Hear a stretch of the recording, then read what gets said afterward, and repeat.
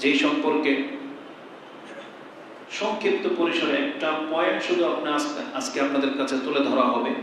আমি মনে করি এটা বিবেকবানদের জন্য বা বিচক্ষণদের জন্য খুবই গুরুত্বপূর্ণ একটা পয়েন্ট। যদি অন্তর থেকে এটা আপনি নিতে পারেন, তাহলে সেই ব্যক্তি কখনো রমজান মাসকে হালকা করে নিতে পারে না।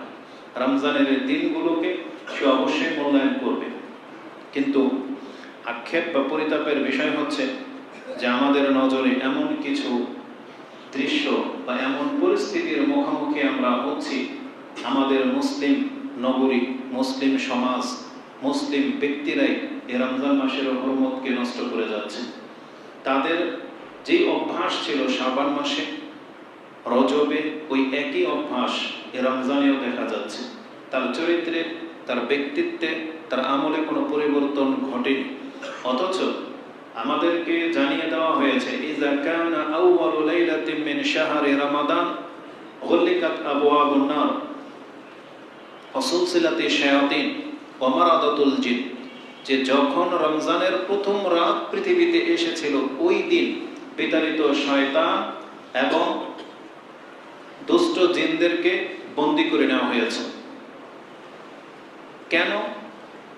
কারণ বিতাড়িত শয়তান, দুষ্ট জিন, এই শয়তান প্রকৃতির সৃষ্টিটাই মানুষকে আল্লাহ সুবহানাহু ওয়া তাআলার পথে আসতে বাধা দান করে। এটা দিয়ে আল্লাহ সুবহানাহু ওয়া তাআলা বোঝাতে চেয়েছেন যে আমি এই পৃথিবীতে প্রমাণ করে দেব, ওয়ালা ইয়ালামান্নাল্লাহুল্লাযীনা সাদাকু ওয়ালা ইয়ালামান্নাল কাযিবিন, কে সত্যবাদী আর কে মিথ্যুক আল্লাহ বলেছেন এটা আমি জমিনে প্রমাণ করে দেব যে কে তার ঈমানে সত্যবাদী।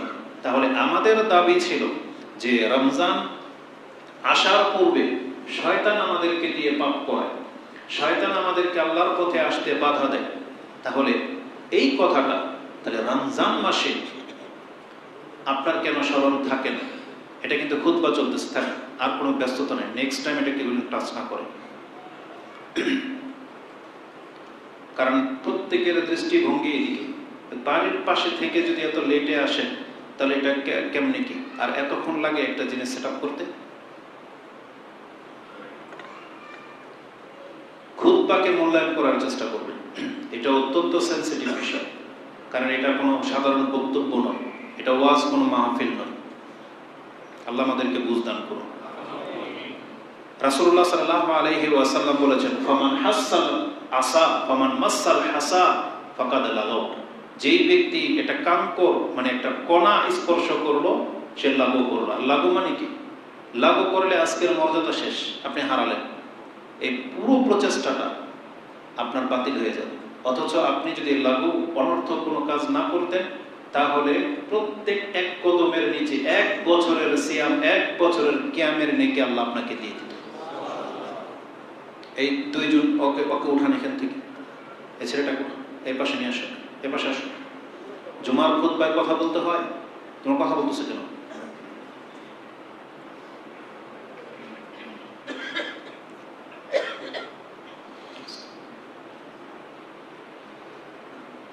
রমজান মাস মূলত আমাদের জন্য এসেছে হক মিথ্যা থেকে পৃথক করার জন্য। কারণ আল্লাহ সুবহানাহু ওয়া তাআলা কোরআন নাযিল করেছেন, এই কথাটাই বলেছেন হুদাল লিন-নাস ওয়া বাইয়িনাতিন মিনাল হুদা ওয়াল ফুরকান। কোরআন দেওয়া হয়েছে মানুষকে হেদায়েতের জন্য, আর এই কোরআন মানুষকে ফুরকান, ফুরকান মানে হচ্ছে সত্য এবং মিথ্যার মাঝে পার্থক্যকারী নির্ণয় করা বস্তু, যেটা সত্য এবং মিথ্যাকে পার্থক্য করা যায়। তাহলে ওটা নাযিল হয়েছিল রমজান মাসে। অতএব এই রমজানে আল্লাহ সুবহানাহু ওয়া তাআলার প্রকৃত বান্দা কারা এটা ছাকা হচ্ছে।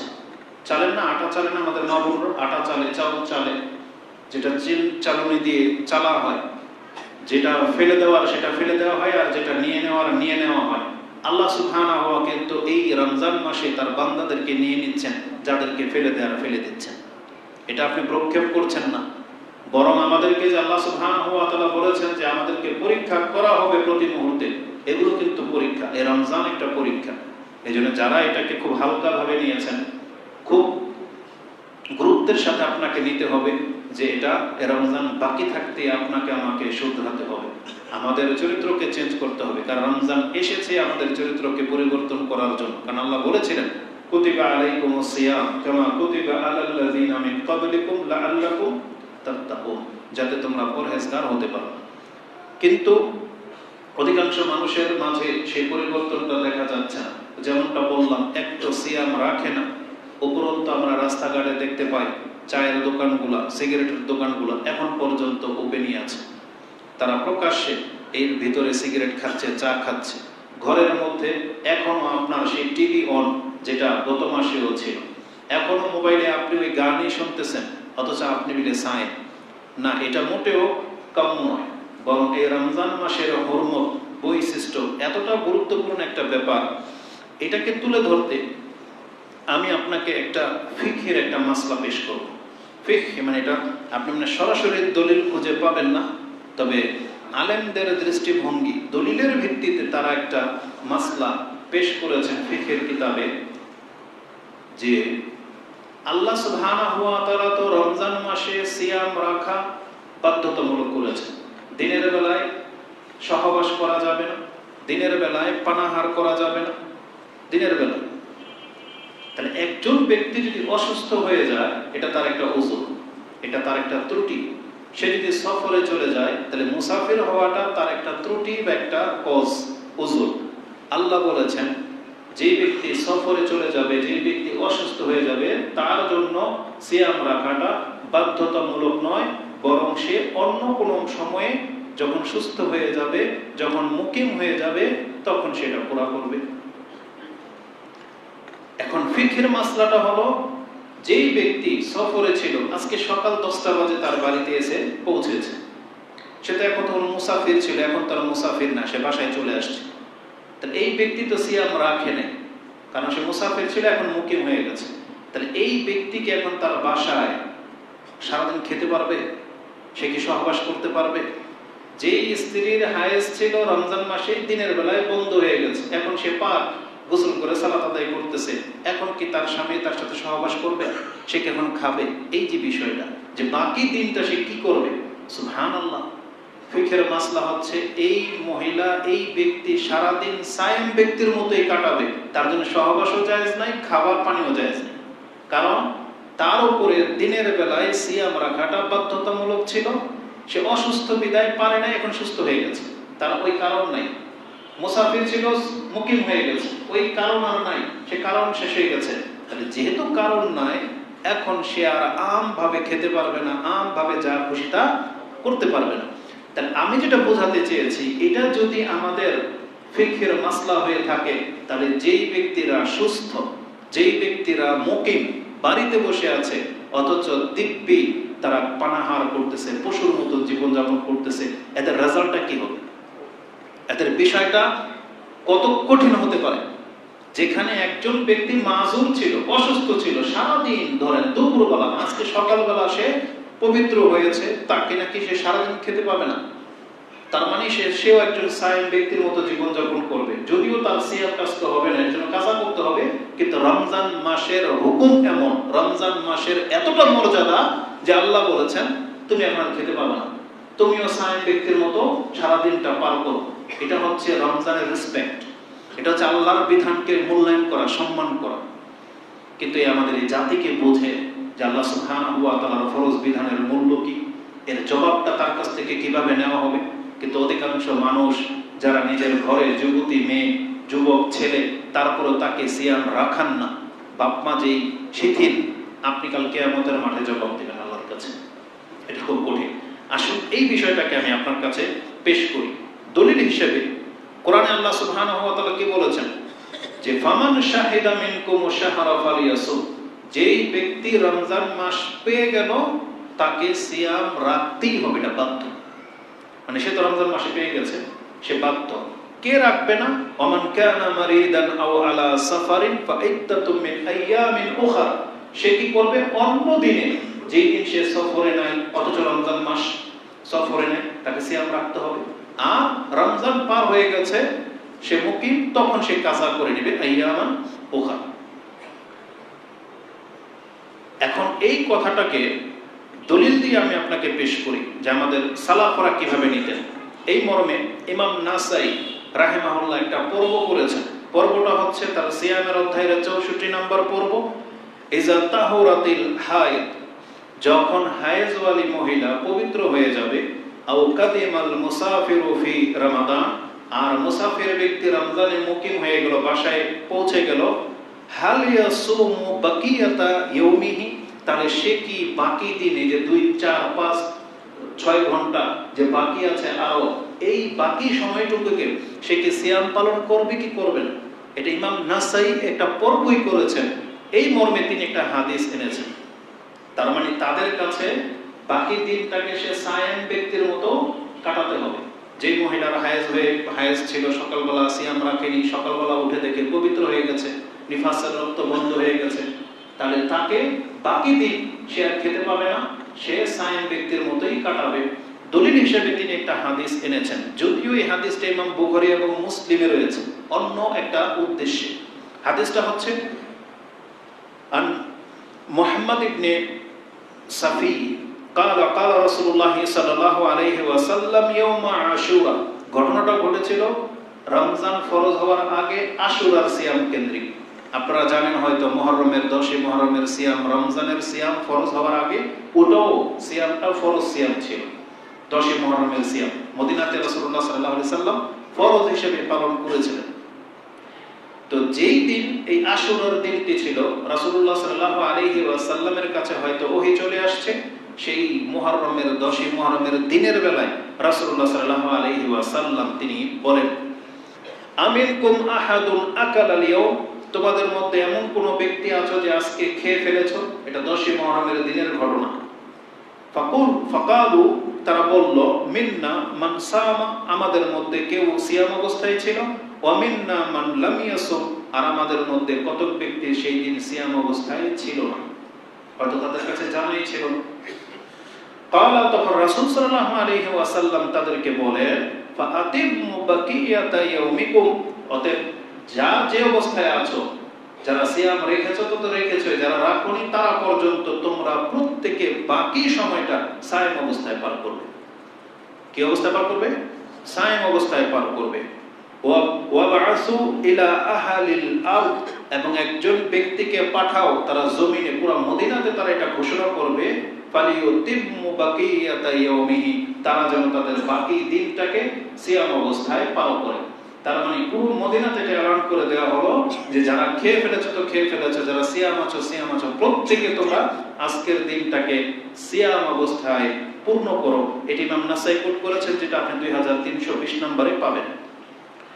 বুখারী মুসলিমের বর্ণনাটা এভাবে আছে, আন্নান নবী সাল্লাল্লাহু আলাইহি ওয়াসাল্লাম বা'সা রাজুলা, একজন ব্যক্তিকে পাঠালেন, ইউনাদি ফিন্নাস, যেই ব্যক্তি মানুষকে এলান করে ডেকে বললেন, ইয়াউমা আশুরা, সেই দিনটা ছিল 10 মুহররমের দিন, ইন্না মান আকালা ফালিয়ুতিম্মা আও ফালিয়াসুম, তোমাদের মধ্যে যেই ব্যক্তি, ইন্না মান আকালা, খেয়ে ফেলেছো, ফালিয়াতিম, তোমরা বাকি দিনটাকে তোমরা সিয়াম অবস্থায় পার করো। অমানলাম ইয়াকুল, আর যারা এখনো কোনো কিছু খাওনি, ফালা ইয়াকুল, তাহলে সে যেন কোনো কিছু না খায়।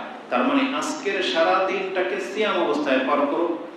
এই ব্যক্তি কিন্তু রাতে নিয়ত ছিল না, সে হয়তো জানতো না, মাসলা এখন নাজিল হয়েছে, এখন জানলো, রাসূল বলেছেন এখন থেকে বাকি সময়টুকু সিয়াম অবস্থায় পার করো। তার মানে এটা হচ্ছে হুরমত। তাহলে যেখানে মুহররমের সিয়াম সম্পর্কে এমন বিধান ছিল, তারপরেই কিন্তু রমজান ফরজ হয়েছে। তো এই হাদিসটাকে, এটা ইমাম বুখারী কোট করেছেন 1924 এবং মুসলিমে হাদিসটি রয়েছে 2558-তে। তাহলে আমি এখন আপনাদেরকে যেটা দেখাতে চেয়েছি, যেই ব্যক্তি মুসাফির ছিল এবং যেই মহিলা হায়েজ অবস্থায় ছিল, তাদের দুজনেরই একটা উযর ছিল, বা এমন ব্যক্তি যে অসুস্থ ছিল, দিনের বেলায় সুস্থ হয়ে গেছে, তাহলে তাদের উযর এখন পূর্ণ হয়ে গেছে। যেহেতু আল্লাহ সুবহানাহু ওয়া তাআলা বলেছেন, ফামান শাহিদা মিনকুম শাহরা ফালিয়াসুম, রমজান মাস যারা পেয়ে যাবে, যার কোনো উযর নাই, তাকে সিয়াম রাখতেই হবে। এইজন্য এই বিষয়টাকে আপনি কিভাবে দেখেন, যেখানে একজন অসুস্থ ব্যক্তির সাথে এই বিধান ইসলাম জারি করেছে, একটা সুস্থ মানুষ কিভাবে সিয়াম না রেখে পারে? যারা সিয়াম রাখতেছে না তাদের কঠিন পরিস্থিতি হবে, সেই সম্পর্কে একটা হাদিস আমি আপনাদের কাছে স্মরণ করিয়ে দিই।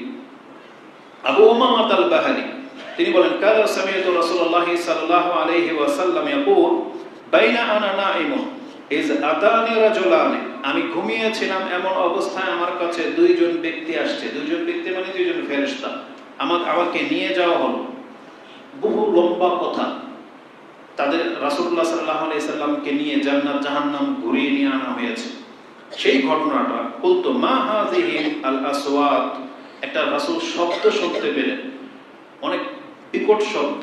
তখন রাসূল বললেন, এই কিসের শব্দ এটা? কালু, তারা আমাদেরকে বলল, হাযা ওয়াউ আহলিন নার, এইটা হচ্ছে জাহান্নামীদের চিৎকারের শব্দ।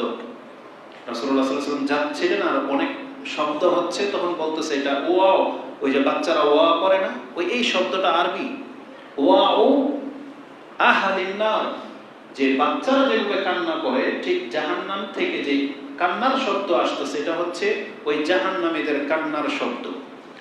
সুরমান্তুলিকা বি, কিন্তু বলেন এই কারণটা কি, বলছে চলেন পরে বলতেছি। ফাইজা আনা বিকাউমিন মুআল্লাকিনা বি আরাকিহিম, তারপরে তিনি বলতেছেন যে আমি আরেকটা কওমের পাশ দিয়ে যাচ্ছিলাম, মুআল্লাকিন, তাদেরকে লটকিয়ে রাখা হয়েছে, বি আরাকিহিম, তাদের এই বক্ষে অথবা তার মানে যেটাকে উপর দিকে লটকিয়ে রাখা হয়েছে, হ্যাঙ্গিং করে রাখা হয়েছে, মুখের ভিতরে চাওয়ালের ভিতর থেকে অথবা এখান থেকে তাদেরকে ঝুলিয়ে রাখা হয়েছে। মুশাক্কাকাতিন আশদাকুহুম, যাদের চোয়ালকে ফেরে ফেলা হয়েছে, মানে মুখের চাপাটাকে দুইটাকে ভাগ করে ফেলা হয়েছে, ফেরে ফেলা হয়েছে। তাসিলু আশদাকুহুম দামুন, এবং তাদের সেই ফাটা কাটা জায়গা থেকে রক্ত ঝরতেছে। কুলতু মান হাউলাই, এই যে যাদেরকে লটকিয়ে রাখা হয়েছে এবং চোয়ালকে ফেরে ফেলা হয়েছে এরা কারা? কালা হাউলা ইল্লাযিনা ইফতিরুনা ক্বাবলা তাহিল্লাতি সাওমিহিম, এরা হচ্ছে সেই ব্যক্তি যারা তাদের সময়ের আগেই ইফতার করে নিত। তারা সময় হয় নাই, কারণ আল্লাহ কি বলেছেন, সুম্মা আতিম্মুস সিয়ামা ইলাল লাইল, তোমরা সন্ধ্যা মানে সূর্য ডুবে যাওয়া পর্যন্ত তোমরা সিয়াম পালন করো। এই লোকগুলা সেই সময় পর্যন্ত অপেক্ষা করতো না। এখানে যদিও বলা হয়েছে যে তারা ইফতার করে নিত, ইফতার মানে কাকে বোঝায় জানেন? ইফতার মানে হচ্ছে আপনি খিদা অবস্থায়, মানে এখন পর্যন্ত সকাল থেকে এই পর্যন্ত কিছু খান নাই, এখন যে খাবারটা খাবেন এটাকে আরবি ভাষায় ইফতার বলে। ইফতার বলতে শুধু মাগরিবের সময় খেলেই যে ইফতার হবে তা না, মানে একজন সায়েম ব্যক্তি সারাদিন না খাওয়ার পরে প্রথম যে খাদ্যটা খায় আরবি ভাষায় এটাকে ইফতার বলে। তো সকালবেলা উঠে তার এখন খাওয়া হারাম ছিল, নিষেধ ছিল, কিন্তু এই লোকটা তার সময় কখন হালাল, মাগরিবের পরে হচ্ছে হালাল, তার না মানে মাগরিবের আজান হয়ে গেলে তার জন্য হালাল, তার আগে তার জন্য কি হারাম। কিন্তু এই ব্যক্তি কি করতো, তার সেই সময় পর্যন্ত অপেক্ষা করতো না, তার আগেই তারা খেয়ে নিত। তার মানে এটা দুই ব্যক্তির মধ্যে অন্তর্ভুক্ত, যারা হয়তো সময়কে লক্ষ্য করে না, তার আগে ইফতার করে ফেলে। আরেকজন ব্যক্তি হবে যারা সারাদিন খেতে থাকে বা রমজান মাসের দিনের বেলায় খেতে থাকে, তাদের সাথে এই আচরণটা করা হবে, তাদেরকে উপরের দিকে লটকিয়ে তারা চোয়ালটাকে ফেরে ফেলা হবে। মুসলিম জাতি যদি জানতো এবং বুঝতো তাহলে কোনোদিন এইরকম উদ্যুত্ততা তারা দেখায় না। এই হাদিসটা ইমাম ইবনে খুজাইমাতে রয়েছে 1986, সাহিহ ইবনে হিব্বানে রয়েছে 7491, তারগিব ওয়া তারহিবের মধ্যে নাসিরউদ্দিন আলবানী এটাকে হাসান সহিহ বলেছেন, যেটা আপনি 1005 নম্বরে পেয়ে যাবেন। তো তাদের কেউ কেউ যুক্তি দেখায় যে হুজুর অনেক কাজ, যারা ভ্যান চালায়, রিক্সা চালায়, যারা দিনমজুরের কাজ করে, যারা মুদির দোকানদার, ওই রাস্তাঘাটে ফলের দোকানদার, ড্রাইভিং করে, যারা মানে ওই গাড়ির যানবাহনের লাইনে যারা চাকরি করে, ওয়ার্কশপে যারা কাজ করে, এই নদীর মধ্যে দেখবেন নৌকাওয়ালাগুলা, মানে ম্যাক্সিমাম যারা কাজের বাহানায় বলে যে আমরা সিয়াম রাখতে পারি না। আপনি ভুলে গেছেন যে আপনি মুসলিম। এই জায়গাটাতেই তো পরীক্ষা। আল্লাহ সুবহানাহু ওয়া তাআলা যখন কোনো কিছুকে হালাল হারাম বিধান করেন, আল্লাহ তো এটাই বলতে চেয়েছেন যে তোমার সামনে ওই হারাম বিষয়টা একদিন না একদিন আসবে। এখন তুমি সেই হারাম বিষয় থেকে বেঁচে থাকো কিনা, এটাই তো পরীক্ষা। পরীক্ষা কি আর সবসময় হয়? তা রমজান মাস হচ্ছে আমাদের মুসলিমদের জন্য পরীক্ষা। আল্লাহ সুবহানাহু ওয়া তাআলা কেন এক বছর পরে সেটা দিলেন আমাদেরকে? পরীক্ষা করার জন্য। এই জন্য কাজ এটা আপনার বাহানা হতে পারে না, এটা শরীয়তে কোনো ওজর নয়, বরং কাজের কারণে যেই ব্যক্তিরা মনে করেন যে আমি এখন আল্লাহর বিধান থেকে মুক্ত, আপনি ভুলে গেছেন সেই আয়াত, যে আয়াতে আল্লাহ সুবহানাহু ওয়া তাআলা বলেছিলেন ওয়ামা খালাকতুল জিন্না ওয়াল ইনসা ইল্লা লিয়াবুদুন, আমি মানুষ তোমাকে সৃষ্টি করেছি শুধু আমার ইবাদত করার জন্য। তার মানে আল্লাহর ইবাদত করতে আমরা বাধ্য, আর এই ইবাদত শুধু ওই কাজের বাহানায় মুক্ত কোন একটা মুহূর্ত আসলে আপনার উপর থেকে উঠে যায় না। ইউরোপ আমেরিকার মুসলিমদের মনে করে অনেকে যারা ইসলাম গ্রহণ করেছে বা মুসলিম ঘরের সন্তান, তারা ওই টাইট ফিট গেঞ্জি টাইসের সাথে তারা একটা ওই কি বলে নেকাব স্কার্ফ না স্কার্ফ বেঁধে নিল, অথচ বক্ষ তাদের উন্মুক্ত, গেঞ্জি পরে আছে, সে মনে করে যেটা ভদ্র মহিলা, এটাই মনে হয় তার পর্দা, এটা মুসলিম মহিলা। এইভাবে নাজাত পাওয়া যাবে না। যেই বিধান, ফরজ বিধান মদিনার মুসলিম মহিলাদের জন্য ছিল, ওটা পালন করতে হবে বর্তমান সৌদি আরবের লোকদের, বর্তমানে বাঙালি মহিলাদের, সেটা ইউরোপ আমেরিকায় থাকুক, যেই কোনো অবস্থায় থাকুক, তার উপরে আল্লাহর বিধান করা ফরজ। দেশাচার কোনো কিছু হালাল হয়ে যায় না। যেই পোশাক হারাম সেটা সব দেশে হারাম, যেইভাবে বেপরদা হওয়া হারাম সেটা ইউরোপ আমেরিকায় থাকলেও হারাম। উলঙ্গ পরে আছে সেখানেও আপনাকে এটা বললে চলবে না যে ও তো উলঙ্গ, আমি তো পোশাকটা পরেছি, এটা কোনো মুসলিম মহিলার কথা হইতে পারে না। এই জন্য যে কোনো মৌসুম, যে কোনো পরিস্থিতিতে আমাদেরকে আল্লাহ সুবহানাহু ওয়া তাআলার বিধান পালন করতে আমাদেরকে বাধ্য করা হয়েছে। যেখানে আমরা অপারগ, আল্লাহকে আপনাকে আমাকে ছাড় দেয়নি। আমরা যদি মুসাফির হই, আল্লাহকে আমাদেরকে কসরের ব্যবস্থা দেয়নি। আল্লাহ তো বলেছে যে তুমি অসুস্থ হয়ে গেলে তাহলে ছেড়ে দাও, পরে তুমি কাজা করো, বলেনি। কিন্তু আল্লাহ সুবহানাহু ওয়া তাআলা সালাতের ক্ষেত্রে যেখানে যুদ্ধের ময়দানকে পর্যন্ত আল্লাহ কজ হিসাবে নেয়নি, বলছে রক্ত ঝরবে নামাজ চলবে, রক্ত ঝরবে নামাজ চলবে। তেমনি রমজান মাস চলে আসছে, আপনি সুস্থ, আর কোনো বাহানা চলবে না, আপনার বিকল্প কোনো পথ নাই। এই বিকল্প পথ হচ্ছে ওই ব্যক্তির জন্য যে অপারগ, যেই ব্যক্তি কোনোদিন ক্ষমতা পাবে না সিয়াম রাখার, তার জন্য বিকল্প পথ যে সে ফিদিয়া দেবে বা তার বদলা, সে মরে গেলে অন্য কেউ কাজা করে দিবে। জীবদ্দশায় আপনার কাজা চলবে না, যে আপনার হয়ে কেউ রেখে দিবে কাজা, এটা চলবে না, ততদিন পর্যন্ত ফিদিয়া। আপনি মরে যাবেন, বাকি থেকে যাবে, সেটাকে অন্য কেউ কাজা করে দিবে। কিন্তু এর বিকল্প পথ সুস্থ ব্যক্তির জন্য হবে না। আপনি বলতেছেন আপনি কাজের কারণে রাখতে পারেন না, এটা মোটেও কাম্য নয়। বরং আল্লাহ সুবহানাহু ওয়া তাআলা বলেছেন ওয়াবুদু রাব্বাকা হাত্তা ইয়াতিয়াকাল ইয়াকিন, তোমার মৃত্যু উপস্থিত হওয়া পর্যন্ত তুমি আল্লাহর বিধান পালন করতে বাধ্য। যে আয়াতগুলো আপনি পর্যায়ক্রমে সূরা আয-যারিয়াত 51 নম্বর, সূরা 56 এবং সূরা আল হিজরের 99 নম্বর আয়াতে পেয়ে যাবেন। আল্লাহ সুবহানাহু ওয়া তাআলা এই জন্য কোরআনে উল্লেখ করে দিয়েছেন, ইয়া ইবাদিয়াল্লাযীনা আমানু, হে আমার বান্দারা যারা আমার প্রতি ঈমান এনেছো, ইন্না আরদি ওয়াসিয়া, আমার জমিন হচ্ছে প্রশস্ত। আশ্চর্য হয়ে যাবেন যে এই জমিন প্রশস্ত কথাটা আল্লাহ তার ইবাদতের সাথে যুক্ত করে দিয়েছেন। ইন্না আরদি ওয়াসিয়া, আমার জমিন প্রশস্ত, ফাইয়ায়া ফা'বুদুন, অতএব তুমি আমার ইবাদত করো। কেন বলেছেন আল্লাহ? তার মানে আল্লাহর ইবাদত করতে হবে, এটা হচ্ছে মূল। এখন আল্লাহর জমিন যেহেতু প্রশস্ত, আল্লাহর সময়ও প্রশস্ত, দিনের বেলায় কাজ না পেলে তুমি রাতের বেলায় করো, কিন্তু সিয়াম তোমাকে রাখতে হবে এনিহাউ, যে কোনো অবস্থায়। সুস্থ ব্যক্তি মুসলিম, আপনাকে আমাকে সিয়াম রাখতেই হবে। এই জন্য মুসলিম শাসকদেরকেও সেই ব্যবস্থা করে দিতে হবে।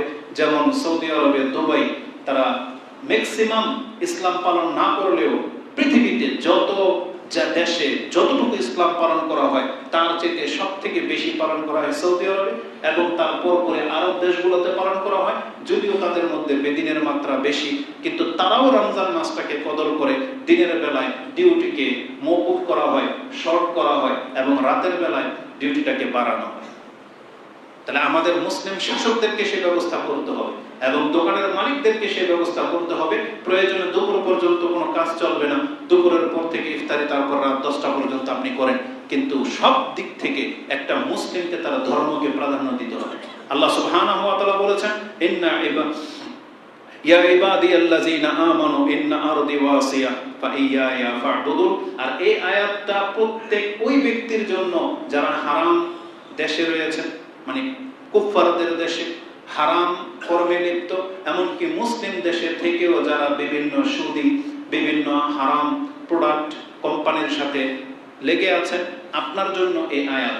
যারা হারাম কাজ ছাড়তে পারেন না, ব্যবসা ছাড়তে পারেন না, আল্লাহ আপনাকে বলেছেন ইন্না আরদি ওয়াসিয়া, আল্লাহর জমিন কিন্তু প্রশস্ত।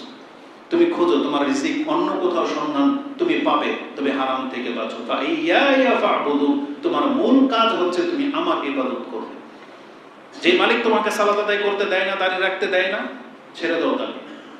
যেখানে তোমার এই ফ্যাসিলিটিটা আছে তুমি সেখানে চলে যাও। বেতন হয়তো অনেক জায়গায় কম হবে, কিন্তু আল্লাহ আপনার এই বেতনে অন্যভাবে কিভাবে যে রিজিক দেবে সেটা আল্লাহর উপরে ছেড়ে দেন। আল্লাহ কি বলেছেন?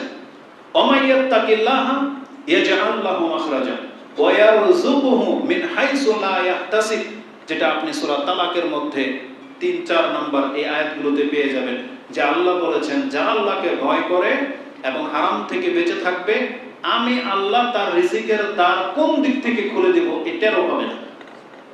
আল্লাহ বলছেন আমি তার রিজিকের ব্যবস্থা করে দেব। এই জন্য আল্লাহ সুবহানাহু ওয়া তাআলার বিধানের উপরে আমাদেরকে বিশ্বাস রাখতে হবে। আমরা মুসলিমরা যদি আল্লাহ সুবহানাহু ওয়া তাআলার বিধানকে মূল্যায়ন না করি, তাহলে পৃথিবীর সমস্ত কাফের মুশরিকরা তো আল্লাহর কাছ থেকে মুখ ফিরিয়ে নিয়েছে। তাহলে আমি আর আপনি আল্লাহর বান্দা হয়ে আমাদের কি লাভ হলো? যেই সন্তান বাপমার কোনো খোঁজ নেয় না, ও বাপমাকে অস্বীকার করেছে, আর আপনি আর আমি সেই বাপমাকে স্বীকার করে যদি সেই বাপমার খেদমত না করি, সেই বাপমার মর্যাদা রক্ষা করে না চলি, তাহলে ওই সন্তান আর এই সন্তানের মধ্যে কি পার্থক্য রয়ে?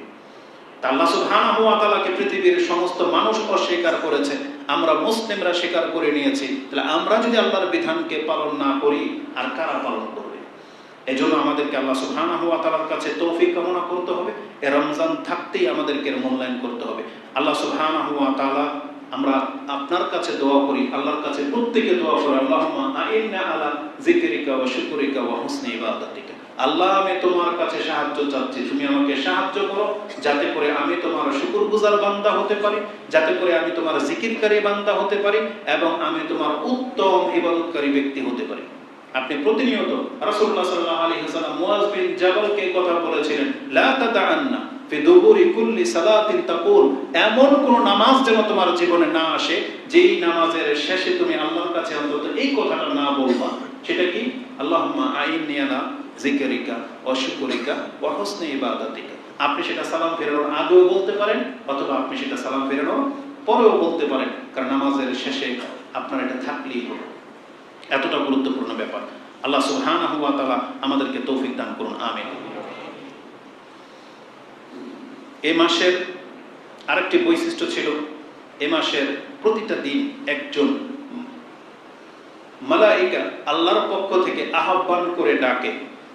এটাও আপনাদেরকে শোনানো হয়েছে যে রমজান মাস যেমন বরকতের মাস হয়ে আসে, যদিও ফেরেশতার সেই ডাকটা আমরা আমাদের কানে শুনতে পাইনি, কিন্তু এমন একজন ব্যক্তি সংবাদটা দিয়েছে যেটা আপনি আর আমি অবিশ্বাস করার কোনো অপশনই নেই। সেটা হচ্ছে রাসূলুল্লাহ সাল্লাল্লাহু আলাইহি ওয়াসাল্লাম। যেভাবে আল্লাহকে আমরা না দেখে বিশ্বাস করেছি, কার কথার ভিত্তিতে? মুহাম্মদ সাল্লাল্লাহু আলাইহি ওয়াসাল্লামের কথার ভিত্তিতে।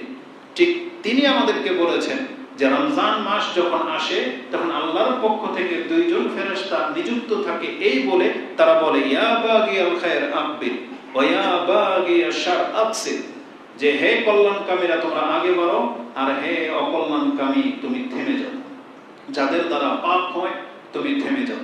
এই হাদিসটা ইমাম তিরমিজি কোট করেছেন 682-তে এবং ইবনে মাজাতে 1642-এ রয়েছে। এই হাদিসের অপর আরেকটি ভাষা হলো ইউনাদি, তারা ডেকে বলে, মুনাদিন কুল্লা লাইলাতিন, প্রত্যেক রাতে, ইয়া তালিবাল খায়র, হে কল্যাণকামী, যে ব্যক্তি নিজের জন্য কল্যাণ প্রত্যাশা করে, হালুম্মু, আগে বাড়ো, ওয়া ইয়া তালিবাশ শার, আর যার অন্তরে সবসময় খারাপ কিছুর চিন্তা জেগে থাকে, আমসিক, তুমি তোমার চিন্তাটাকে থামিয়ে ফেলো।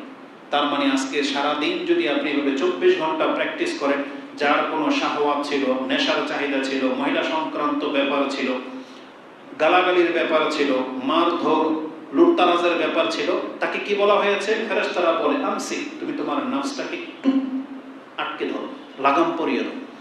তার মানে একটা মাস যখন কোনো ব্যক্তি এইভাবে নিজেকে কন্ট্রোলে নিয়ে আসবে, তাহলে আল্লাহ সুবহানাহু ওয়া তাআলা এটাই বলেছেন, লাআল্লাকুম তাত্তাকুন, যাতে করে তোমরা মুত্তাকি ব্যক্তি হইতে পারো।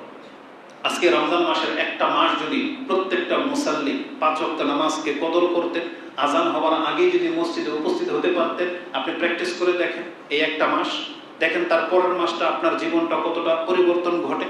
কিন্তু আমাদের কোন ব্যক্তি এমন আছে যে নিজেকে পরিবর্তন করার জন্য এই রমজান মাসে উপনীত হয়েছে, নিয়ত করেছে যে আমি শুধরাবো, নিয়ত করেছেন যে আমি এই রমজানে আমার পাপগুলোকে মাফ করাবো, নিয়ত করেছেন যে আমি এই রমজান থেকে আর আমার অতীতে ফিরে যাব না। কারণ আল্লাহ সুবহানাহু ওয়া তাআলা তো ওই ব্যক্তির জন্যই খুশি হন যেই ব্যক্তি তওবা করে আল্লাহর রাস্তায় ফিরে আসে আর পুনরায় সেই দিকে ফিরে যায় না। রাসূলুল্লাহ সাল্লাল্লাহু আলাইহি সাল্লাম কে বলেছেন, সালাসাতুন, 3 ব্যক্তি, ওয়াজাদা হালাওয়াতাল ঈমান, যেই ব্যক্তি ঈমানের স্বাদ পাবে, রাজুলুন আইয়াকরাহ আইয়াউদা ফিল কুফর কামা ইয়াকরাহ আই ইউফযাফা ফিন নার, একজন ব্যক্তি আগুনে পতিত হওয়াটাকে যেভাবে ঘৃণা করে, সেই ব্যক্তি আবার কুফরি আল্লাহর নাফরমানির দিকে ফিরে যাওয়াটাকে ঠিক ওই রকমেরই ঘৃণা করবে। যে যেই সিগারেট আমি ছেড়ে দিলাম রমজান মাসে, দ্বিতীয়বার এটা আমার মুখে উঠবে না। যেই সুদ খাওয়া ছেড়ে দিয়েছেন রমজান মাসে, এটা দ্বিতীয়বার এই দিকে আমার হাত বাড়াবে না। যেই সমস্ত নারী সংক্রান্ত বিষয়গুলো আছে আমি ছেড়ে দিয়েছি রমজান মাসে, দ্বিতীয়বার আমি এই পথে হাঁটবো না। যেই বেনামাজি ছিলাম আমি রমজান মাসে নামাজি হয়েছি, কোনোদিন আর মসজিদের পথ ছাড়বো না।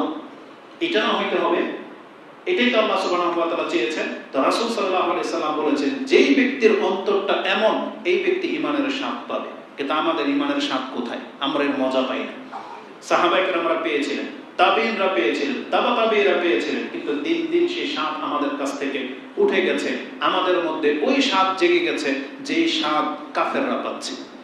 অথচ আল্লাহ সুবহানাহু ওয়া তাআলা আমাদেরকে দুনিয়ার এই স্বাদ নিতে নিষেধ করেছিলেন যে কিছু কাল তুমি ধৈর্য ধারণ করে থাকো, তোমার জন্য আমি চিরস্থায়ী এমন একটা জান্নাতের ব্যবস্থা করে রেখেছি যেখানে না শব্দটা নাই। কিভাবে বোঝায় আপনাকে? যেখানে না শব্দটা নাই, মানে দ্বিতীয়বার আল্লাহ সেই অপশনটা আমাদের জন্য রাখেন নাই। যে আমাদের পিতাকে শুধু বলা হয়েছিল লা তাকরাবা হাযিহি শাজারা, লা একটা শুধু আদেশ করেছিলেন যে তুমি গাছের নিকটে শুধু যেও না। আল্লাহ তার সন্তানদের জন্য এর না মানে লা শব্দটাই জান্নাতে রাখে না, বরং বলা হবে তোমার অন্তর যা চাবে বান্দা তুমি তাই করবে, এটা হচ্ছে জান্নাত। আল্লাহ তুমি আমাদেরকে জান্নাতুল ফেরদৌস দান করো। আল্লাহুম্মা ইন্না নাসআলুকাল জান্নাতুল ফেরদৌস ওয়া মা কাররাবা ইলাইহা মিন কাওলিন ওয়া আমাল। আল্লাহুম্মা তাকাব্বাল মিন্না ইন্নাকা আনতাস সামিউল আলিম ওয়া তুব আলাইনা ইন্নাকা আনতাত তাওয়াবুর রাহিম। আল্লাহ সুবহানাহু ওয়া তাআলা আমাদেরকে তিনি জানিয়েছেন যে একজন ব্যক্তিকে শুধরানোর জন্য আল্লাহর পক্ষ থেকে এই সমস্ত ব্যবস্থাগুলো করা হয়েছে। শয়তানকে বন্দী করে দেওয়া হয়েছে, একটা সুসংবাদদাতা নিযুক্ত করা হয়েছে যে যারা অসার প্রকৃতির, তুমি থামো, নিজেকে থামো। এই হাদিসটি আপনি নাসাইতে 2108 নম্বরে পেয়ে যাবেন। আল্লাহ সুবহানাহু ওয়া তাআলা আমাদেরকে বলেছেন আমাদের উচিত তওবা করে নেওয়া, আমাদের উচিত সেই শাস্তির মুখোমুখি হওয়ার আগেই আমরা যেন আল্লাহর পথ ধরে নিতে পারি। যদি আল্লাহ সুবহানাহু ওয়া তাআলার শাস্তি কাউকে পাকড়াও করে নেয়, সেজন্য আল্লাহকে দোষারোপ করতে না পারে। এজন্য কোরআনে আল্লাহ সুবহানাহু ওয়া তাআলা অনেক উত্তম চমৎকার ভঙ্গিমায় আমাদেরকে বুঝিয়েছেন, বারবার বুঝিয়েছেন। তার একটি আয়াত এইরকম, যেটা আপনি সূরা জুমারে পেয়ে যাবেন, ওয়াত্তাবিউ আহসানা মা উনজিলা ইলাইকুম মির রাব্বিকুম, তোমাদের রবের পক্ষ থেকে যা নাযিল করা হয়েছে সেই উত্তম বিষয়গুলোকে তুমি ফলো করো, সেই উত্তম বিষয়ের পথটাকে তুমি গ্রহণ করো। তুমি এই দুনিয়ার এই সমস্ত খোরাফাত, বেদাতি, এই সমস্ত মানে নষ্ট লোকদের জীবনযাপন তুমি গ্রহণ করো না। আল্লাহ যে উত্তম বিধান দিয়েছে তোমরা সেটাকে গ্রহণ করো। মির রাব্বিকুম মিন ক্বাবলি আইয়াতিয়াকুম, তোমাদের কাছে আসার আগে, আল আযাবু বাগতাতান, হঠাৎ করে আল্লাহর পক্ষ থেকে আযাব আসার আগেই তোমরা আল্লাহর সেই পথকে ধরে নাও। ওয়া আনতুম লা তাশউরুন, আর তোমরা টেরও পাবে না যে হঠাৎ করে আযাবটা চলে আসবে।